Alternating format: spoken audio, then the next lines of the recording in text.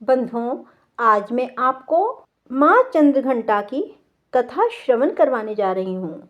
बंधुओं, इस बार चैत नवरात्रि में दूसरा और तीसरा नवरात्रा एक साथ ही हैं, इसलिए आज मैं आपको तीसरे दिन की कथा श्रवण करवा रही हूँ।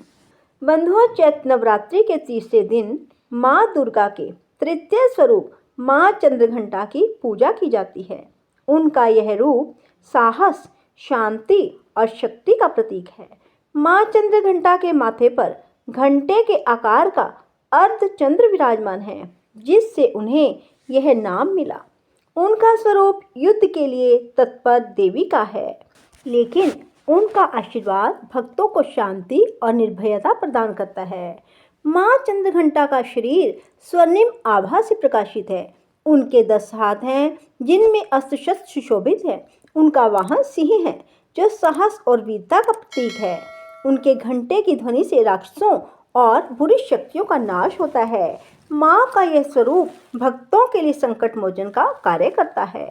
माँ चंद्रघंटा की उपासना से भक्तों को साहस, ऊर्जा और आत्मविश्वास प्राप्त होता है। उनकी पूजा करने से नकारात्मक ऊर्जा और भय का नाश होता है। साथ ही जीवन में सुख शांति का संचार होता है। तीसरे नवरात्रे प्रातःकाल स्नान के बाद स्वच्छ वस्त्र धारण करें, पूजा स्थल को शुद्ध करें, गंगा जल छिड़कें, कलश स्थापना के बाद कलश की पूजा करें और माँ चंद्रघंटा का आह्वान करें।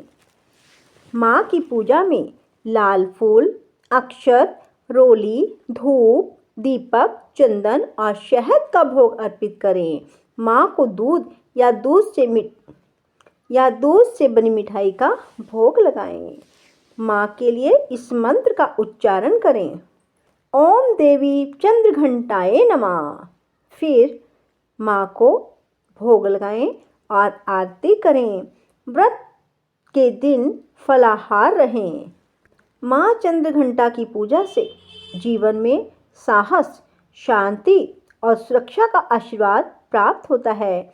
उनका आह्वान करके भक्त भय और नकारात्मक से मुक्त होकर जीवन में प्रगति करते हैं।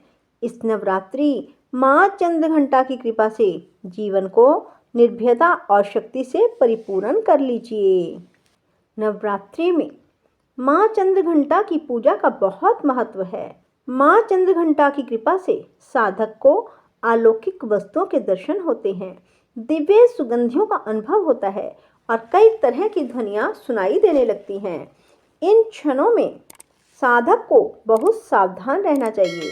चंद्रघंटा की आराधना से साधक में वीरता और निर्भयता के साथ ही सौम्यता और विनम्रता का विकास होता है। इसलिए हमें चाहिए कि मन, वचन और कर्म के साथ ही शरीर को विहित विधि विधान के अनुसार परिशुद्ध पवित्र करके चंद्रघंटा माँ के शरणागत होकर उनकी उपासना आराधना करनी चाहिए।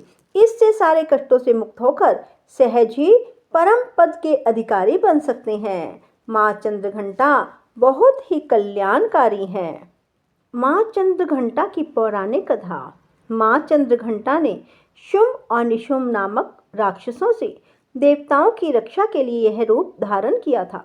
उन्होंने अपने घंटे की ध्वनि और अपने तेज से राक्षसों का संहार किया। इस कथा में माँ का स्वरूप एक योद्धा का है, जो यह संदेश देता है कि जब धर्म और सत्य पर संकट हो तो उसे बचाने के लिए शक्ति का प्रयोग आवश्यक है। बंधुओं, यदि आपको माँ चंद्रघंटा की ये कथा अच्छी लगे तो इसे लाइक करने के साथ साथ शेयर अवश्य करें और कमेंट बॉक्स में जय माता दी लिखना ना भूलें। बोलो चंद्रघंटा माता की जय हो। राधे राधे। जय श्री कृष्णा।